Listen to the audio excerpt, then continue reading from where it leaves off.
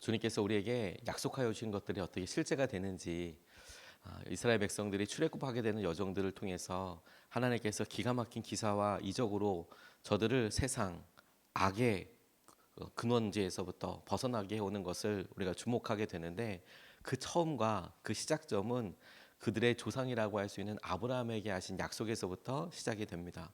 하나님께서 그들의 조상에게 말씀하여 주시고, 그 아브라함이 믿었던 것에 대해서 시간이 지나자 그 말씀이 실제가 되는 것이 출애굽기에, 그리고 그 이후에 이스라엘 백성들이 민족이 되고 나라가 되는 가장 중요한 근원이자 가장 중요한 약속의 핵심이 되는데, 오늘 그 처음을 우리가 좀 같이 살펴보고 싶습니다.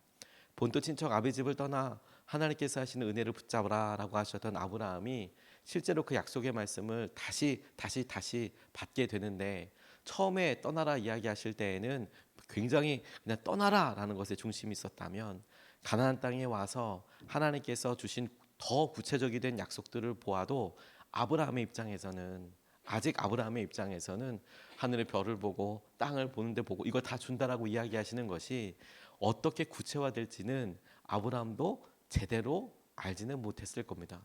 다만 떠날 때보다는 보여지는 땅이 앞에 있었고, 떠날 때와는 전혀 다른 삶이 자기에게 펼쳐져 있고 있는 것이죠. 그 중에서도 오늘 본문 말씀은 아브라함에게 자기의 삶에 있어서 굉장히 구체적으로 꿈이 실현되는 것에 이제 체득되는, 몸으로 체감되는 그런 사건 이후에 있었던 일입니다. 아브라함이 조카 롯을 구하였습니다. 그 다음에 있었던 일인데, 하나님께서 그에게 나타나셔 축복하여 주셨어요. 그런데 이 전쟁과도 같은 이 일이 있고 없고의 차이가 아브라함에게 있었던 것은 무엇이냐면, 그 전에는 떠나라고 하니 말씀을 붙잡고 떠나가면, 그리고 그것을 의지하면 됐었습니다. 작다고 할 수는 없지만 굉장한 믿음이지만, 그것이 그의 삶에 있어서 실감이나 체감은 조금 다른 문제였어요. 그런데 오늘 아브라함이 소돔 왕을 포함한 5왕들과 신할 왕을 중심으로 한 4개의 왕들의 연합군들이 서로 싸움과 전쟁을 하게 되는데, 신할 왕 중심으로 모였던 연합군들이 소돔 왕 중심으로 모였던 연합군을 싸워서 이겨버리게 됩니다. 그리고 소돔 땅에 살고 있었던 롯이 잡혀가요, 포로로. 그 이야기를 듣고 아브라함이 자기들이 이끌던 가군, 그 자기들 가문에 있었던 남자들 다 데리고 가서 전쟁을 이겨버려요. 다시 데리고 와요. 자기 조카 롯을 데리고 옵니다. 그냥 그렇구나라고 싶지만 차이가 있어요. 아브라함의 세력이 전쟁을 해서 이길 만큼 더 강해졌다는 것이겠죠. 실제적으로 사람들에게 여러 견제를 받기 시작했다는 것이고, 그리고 전쟁을 하는 것을 통해서 처음으로 이제 그 아브라함이 전쟁이라는 것을 하게 된 거예요. 약속의 땅에서. 그러면 전쟁에서 승리한다라는 것만 보면 좋을 것 같지만, 정작은 전쟁을 걸어갈 수도 있지만 다른 사람들이 전쟁을 해올 만큼 세력이 강해지기도 했고, 이제 실제적인 어려움, 실제적인 강한 푸시를 받기 시작했다라는 것이죠. 두려울 수 있고, 그리고 어떻게 해야 될지 모를 정도로 그냥 승리로 기쁘다, 내가 여기서 전쟁에서 롯을 데리고 왔다라는 것은 당장 승리가 있었던 바로 직후의 일이고, 그 다음서부터는 자기들이 싸웠던 전쟁에 있어서 혹시나 복수를 당할까 봐, 혹시나 주위 사람들이 자기들을 쳐들어올까 봐, 이런 고민들을 보다 더 구체적으로 하게 되는 순간에 하나님께서 그를 찾아오셔서 그에게 이런 구체적인 내용으로 약속해 주신 내용이라는 점이 저는 굉장히 중요하다고 싶어요. 난 떠나라, 혹은 너 여기서 있어라 라고 했을 때보다 어떤 일을 경험하고 나니 아주 구체적인 생각이 많아질 때가 있지 않습니까? 생각이 많아지고 어떻게 해야 되지? 이거 지금 이제 어떻게 좀 나아가면 되지? 이런 생각이 들 때 하나님께서 오셔서 다시 한번 그 약속을 주셨고, 그 가운데 있었던 아브라함의 대응을 통하여서, 반응을 통하여서 하나님께서 이야기하고 계세요. 첫 번째로 우리가 오늘 본문에서 주목하고 싶은 것은, 하나님은 자녀와 자손을 약속하여 주셨고 이것을 믿는 것을 의로 여겨주셨어요. 하나님께서 그에게 다시 한번 확인시켜 주신 것이 무엇이냐면, 내가 너를 통해 자녀와 자손을 주겠다라고 말씀하신 것입니다. 4절에서부터 6절까지 말씀을 보면, 주님께서 그에게 말씀하셨다. 그 아이는 너의 상속자가 아니다. 너의 몸에서 태어날 아들이 너의 상속자가 될 것이다. 주님께서 아브라함을 데리고 바깥으로 나가서 말씀하셨다. 하늘을 쳐다보아라. 내가 셀 수 있거든. 저 별들을 세어보아라. 그리고는 주님께서 아브라함에게 말씀하셨다. 너의 자손이 저 별처럼 많아질 것이다. 아브라함이 주님을 믿으니 주님께서는 아브라함의 그런 믿음을 의로 여기셨다고 이야기하고 계세요. 다른 약속들과 차이 나는 것이 바로 이 부분이라고 싶어요. 별을 보여주시고 저렇게 많을 것이다. 하나님께서 자손을 주시겠다고 이야기하신 것은 앞에서도 약속이 등장합니다만, 하나님께서 이 본문에서 아브라함의 특정한 행동을 보고 의로 여기셨다라고 이야기하는 것은 마침내 하나님과 아브라함 사이에 기가 막힌 약속이 이루어지게 되는 첫 걸음이었다라고 싶어요. 실제화되는. 다시 말해서 그가 전쟁이라는 것을 경험하고 나서 실제적인 어려움이 훅 다가왔을 때 그가 느꼈던 두려움도 실제고 그가 경험했던 삶도 관계도 실제인데, 그런데 그 가운데 하나님께서 다시 한번 말씀해 주시면서 이제 그 약속이 더 구체화되고 있습니다.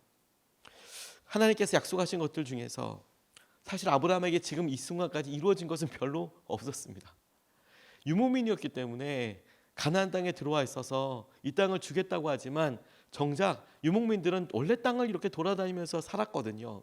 이렇게 돌아다니고 살다 보니까 그곳에 머문다라는 개념이지 이 땅이 내 땅이다라는 개념은 아직까지 아브라함이 느끼지를 못했을 것 같습니다. 뭔가 자기의 세력이나 영토의 개념이 아니라 원래 유목민이었어요. 돌아다니고 거기에 지금 진치고 이제 텐트를 치고 살고 있는 거죠. 집을 짓고 살고 있는 것이죠. 자기 땅이라고 이야기할 수는 없는 상황이었어요. 아직 아들도 없습니다. 첫째 아들도 없어요. 심지어 이스마엘도 없어요. 심지어 그의 이름이 바뀌지도 않았습니다. 그럼에도 불구하고 하나님께서 그에게 말씀하셨어요. 내가 너에게 자손과 자녀를 주겠다. 그가 가지고 있었던 가능성 중에 최고는 엘리에셀, 그래 내게 있었던 가까이 있었던 믿을 만한 사람이었던 엘리에셀이라도 나의 가문의 후계자로 삼으면 되겠다, 양자를 삼으면 되겠다라는 약속이지만, 그런데 놀라운 것은 하나님께서 아니 너의 삶에 네가 기대할 수 있는 수준이 아니라 가장 좋은 것으로 내가 너에게 허락하여 줄 것이다. 너의 몸에서 나는 자손을 너에게 줄 것이고 그 자녀와 자손은 하늘의 별과 같이 많을 것이다 라고 그렇게 보여주고 계시는 거예요. 그리고 아브라함이 그것을 믿었다는 거 아니겠습니까? 믿었다는 거. 근데 하나님이 그 믿음에 대해서 아시고 의로 여기셨어요. 저는 이 부분이 우리에게 하나님께서 가장 좋은 것을 주셨다라고 이야기할 때에 우리에게 보여지지 않는 가장 좋은 것 중에 가장 좋은 것이라고 싶어요. 그게 뭔지 아십니까? 하나님이 여러분들의 믿음을 알아주시고, 하나님이 여러분들의 믿음이 아직 여러분들이 받지 못하고 여러분에게 하신 약속이 이루어지지 않았으니까, 이게 지금 내 믿음이 그 정도가 되었을 때 하나님 내가 그때 그렇게 되면 잘할게요, 하나님 내가 그렇게 변화되면 잘할 겁니다 라고 이야기했던 그런 믿음이 아브라함에게 있어서도 실제가 아니지 않습니까? 근데 하나님께서 그 믿음을 그 믿음만큼으로 여겨주셨다라는 거예요. 하나님, 전 지금 가진 것이 없어서 제가 이만큼밖에 안 돼요. 하나님, 제가 지금은 시간이 없고 건강이 이래서 이만큼밖에 안 돼요. 그런데 하나님, 제 마음은 이만큼이에요. 하나님께 드릴 것이라고 얘기하시지만 하나님이 제게 말씀하신, 하나님, 하늘에 할 수 없는 별과 같이 사람들이 많을 것이고 하나님 그렇게 주시겠다라는 것을 제가 믿어요 라고 이야기할 때 아브라함은 본 것도 없고 받은 것도 없지만, 그럼에도 중요한 것은 그의 믿음을 의로 여겨주셨던 그 하나님께서는 그의 믿음을 내게 주어진 이 상황만큼의 믿음이 아니라 그 모든 것이 다 이루어지고 난 다음에 그것을 이루고도 남을 만큼의 믿음으로 여겨주셨어요. 그것을 의로 여겨주셨어요. 하나님께서는 그것을 의로 여겨주셨죠. 가장 좋은 것을 허락하시고 그 좋은 것을 향하여서 나아가는 아브라함의 믿음을 하나님은 실제라고 여겨주셨어요. 다시 한번 여러분, 아브라함이 의로 여김받은 것이 무엇이냐면 하나님의 약속이 실제라고 여겼어요. 그걸 의라고 여겼어요. 그런데 하나님의 놀라운 것은 뭐냐면 그 믿음만 가지고 있는 아브라함의 마음을 실제라고 여겨주셨어요. 여러분, 이게 중요해요. 하나님께서 우리에게 허락하신 것들을 우리가 오늘 붙잡고 나아갑니다. 보여지는 게 없어요. 그런데 하나님께서는 그 보여지는 것을 우리에게 약속하여 주실 뿐만 아니라 믿음밖에 없어요, 주님. 하지만 하나님께서는 우리를 대해 주실 때 우리에게 약속하신 것이 이루어진 완성의 모습으로 주님께서는 우리를 대해 주시고 우리에게 축복하여 주시고 우리의 삶을 이끌어 주신다라는 거예요. 그런 여러분, 오늘 우리가 40일간의 시작하면서 하나님, 우리가 끊어낼 것을 끊어내고 하나님이 약속하신 것들을 붙잡고 결단하고 나아가게 하여 주십시오라고 이야기할 때에 오늘 우리의 첫 번째 기도와 믿음의 선포는 너무 중요하다고 싶습니다. 하나님께서 저와 여러분들을 연약함으로부터 끊어내실 거예요. 하나님께서 우리에게 약속하신 것들을 위해서 더 나아가게 하실 뿐만 아니라 그것을 누리고 붙잡을 수 있도록 하나님께서 이끌어 주실 것입니다. 그 믿음이 주님께서 우리에게 주신 것으로 인하여 우리가 이 약속이 실제가 되는 것을 경험하게 될 거예요. 주님께서 두 번째로 우리에게 약속하시는 것은 하나님께서 땅을 약속하여 주셨고 구체적인 과정도 알려주셨다는 점이에요. 하나님께서 두 가지 약속을 하신 거거든요. 자손을 주겠다, 그리고 약속하신 땅을 주겠다라고도 약속하고 계십니다. 7절 말씀에 이렇게 이야기하고 있습니다. 하나님이 아브라함에게 말씀하셨다. 나는 주다. 너에게 이 땅을 주어서 너의 소유가 되게 하려고 너를 바빌로니아의 우르에서 이끌어내었다고 이야기하고 있습니다. 이 땅을 주겠다라고 이야기하고 있습니다. 이건 참으로 놀랍습니다. 아브라함에게 있어서 유목민이었던 아브라함에게 있어서 돌아 다닌다라는 것 아니겠습니까? 유목민들의 철칙은 먼저 와서 선점하는 것입니다. 그러니까 그 땅에 양을 물고 가축들을 몰고 들어가면 그곳에 있는 것이죠. 그렇다고 하더라도 그 지역에 오는 사람들에게 이 땅은 내 것이다 라고 그렇게 이야기할 수는 없었어요. 왜냐하면 그곳을 이동하고 난 다음에 다른 사람이 거기 또 올 수도 있을 테니까요. 그러니까 이 영토의 개념, 내가 너에게 땅을 주겠다라고 이야기하는 것은 네가 힘을 써서 지키지 않아도, 아니 네가 힘을 다른 사람에게 이게 내 것이라고 우기지 않아도, 빼앗지 않아도 이게 너의 땅이 될 거라고 여겨지는 그 영역과 그것이 있을 것이다라고 말씀해 주시는 거거든요. 내가 그렇게 하려고 너를 부르고 갈대아 바벨로니아의 우르에서부터 너를 이끌어내었다라고 하나님께서 다시 한번 확인시켜 주시는 거예요. 그리고 어떻게 약속했는지가 오늘 본문에서 우리가 쭉 함께 같이 읽었었습니다.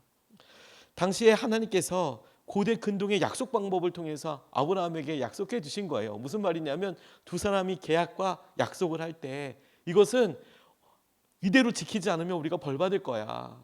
그래서 그 상징적인 행동으로 중간에 재물을 반으로 잘라놓고, 그리고 그 가운데 이렇게 불을 해서 오고 가면서, 그 가운데 서로 오고 가면서 내가 만약에 약속을 어기거든 이렇게 죽어있는 이 재물처럼 내가 이렇게 될 거야, 이렇게 되기를 내가 약속합니다 라는 그런 약속의 의식이었어요. 당시에 갖고 있었던 약속의 의식 같은 거였어요. 근데 이게 흥미로운 게 뭔지 아십니까? 하나님께서 아브라함이 자손 주겠다는 것에 믿음을 가진 것을 보고 의로 여기셨어요. 땅을 주겠다라고 이야기하면서 그가 다시 묻습니다. 하나님, 그런데 땅은 제가 주신다는 거 어떻게 믿을 수 있죠? 그와 같이 질문하게 된 것이 왜냐하면 그가 갓 전쟁을 치렀거든요. 연합군들과 싸웠거든요.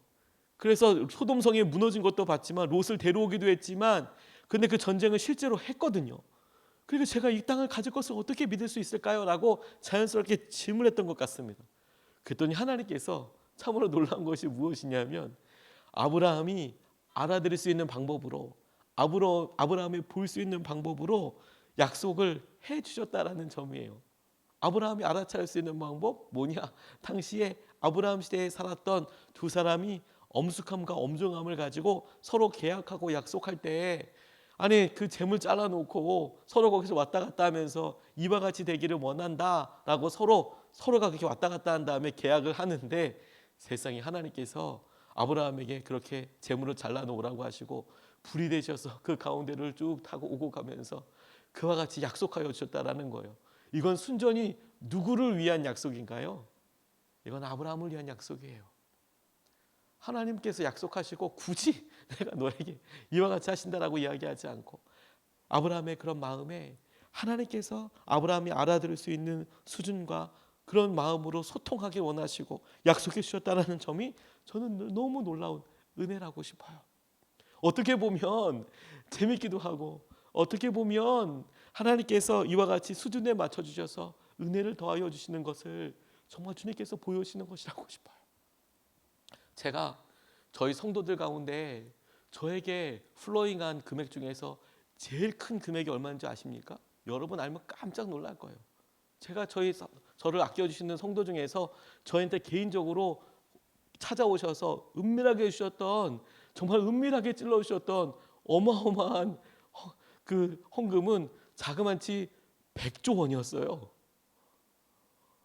블루마블 하고 있던 어떤 아이가 저에게 오더니 목사님 너무 어떻게 저기서 소중하게 돈을 제 손에 이렇게 쥐어줬어요.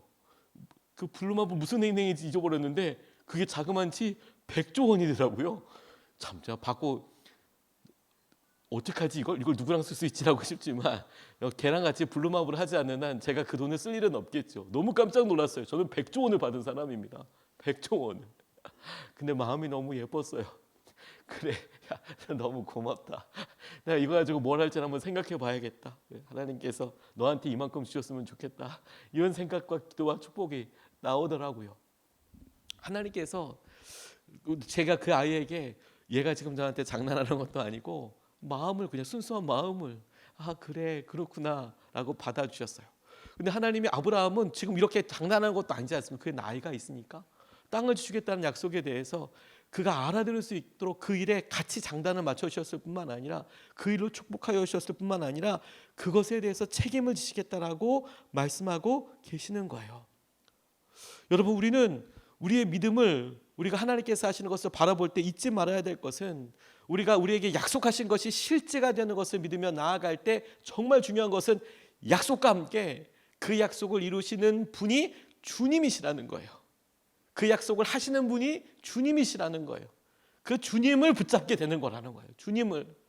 그러니까 오늘도 여러분 우리가 오늘 기도하고 또 이 40일을 주 앞에 내어놓으면서 잊지 말아야 될 첫 번째 사인이자 중요한 핵심은 무엇이냐면 오늘의 최선의 삶을 위해서 우리가 할 수 있는 최고의 선택은 하나님께서 하신 약속을 붙잡되 약속해 주신 주님을 따라가는 거예요.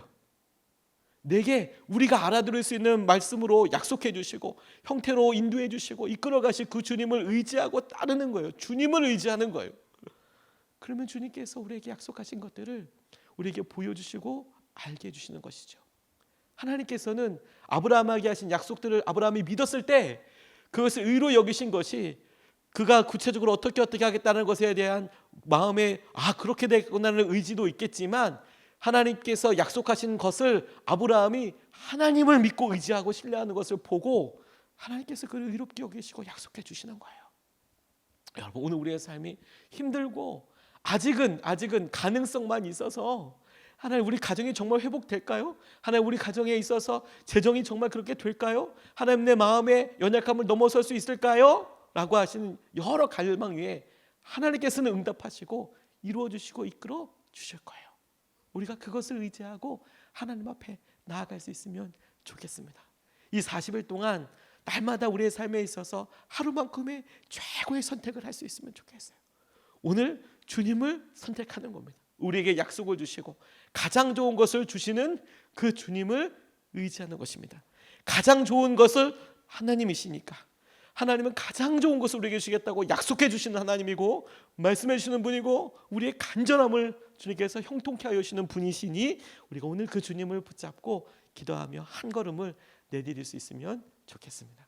오늘 두 가지 말씀을 같이 나눴습니다. 하나님은 자녀 자손을 약속하여 주셨고 이것을 믿는 것을 의로 여기셨어요. 오늘 주님께서 우리에게 약속하여 주시고 주님을 선택하며 의지할 때 의로 여겨주십니다. 하나님께서 두 번째 땅을 약속하여 주셨고 구체적인 과정도 알려주셨어요. 그 이야기가 나중에는 노예가 되는 거래요. 그런데 나오는 거래요. 근데 그가 그걸 알아들을 만하니까 하나님께서 알려주셨어요. 왜? 이제는 하나님을 믿고 선택하며 따라가게 될 테니까. 오늘 그 놀라운 은혜가 우리에게도 실제가 되고 주님을 붙잡는 구체적인 믿음이 될 수 있으면 좋겠습니다. 이것을 붙잡고 두 번 나눠서 같이 기도하겠습니다. 첫 번째, 주님 우리에게 믿음을 더하여 주십시오. 우리의 믿음이 주님께 기쁨이 되게 하여 주십시오. 주님 우리에게 믿음을 더하여 주십시오. 어느 순간에 우리가 상상하기를 멈추고 어느 순간에 우리가 간구하기를 멈추고 오늘 어느 순간에 하나님께서 이루시겠다라는 것에 있어서 우리가 기대하는 것을 멈추고 하나님 우리 심장이 멈추듯 하나님 더 이상 꿈꾸지 않고 주님의 비전을 구하지 않고 하나님 그런 일들로부터 하나님 우리에게 믿음을 더하여 주시고 우리의 믿음이 주님께 기쁨과 의로서 여겨질 수 있도록 하나님 인도하여 주시옵소서. 우리가 첫 번째로 믿음을 허락하여 달라고 함께 같이 기도하시겠습니다.